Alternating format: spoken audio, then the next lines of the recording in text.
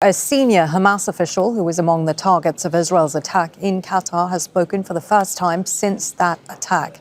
6 people were killed in Doha last week when Israel bombed a residential compound where leaders of Hamas were meeting. One of those killed was a member of Qatar's security forces.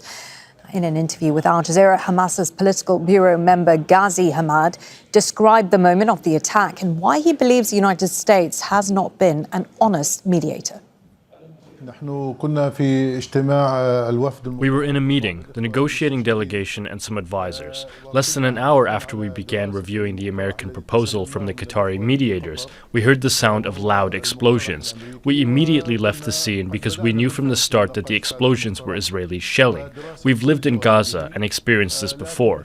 The shelling was intense. The situation was terrifying, and the rockets continued unabated. There was about 12 rockets in less than a minute, but God decreed that we survived this aggression. I would say that our experience with the Americans acting as mediators is a bitter one. You can imagine that we have come a long way in this matter, and we have engaged with the American proposals, especially with the U.S. envoy Witkoff. The Americans had 2 major discrepancies. The first is that they lacked credibility. Every time we communicated with them, one way or another, they would present proposals and then retract them. In other words, they never honor their words.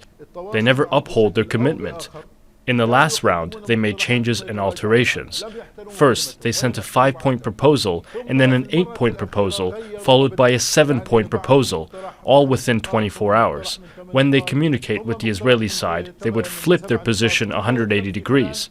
Therefore, they're fully complicit with the Israeli side and embrace Israel's position and policies in its aggression on Gaza.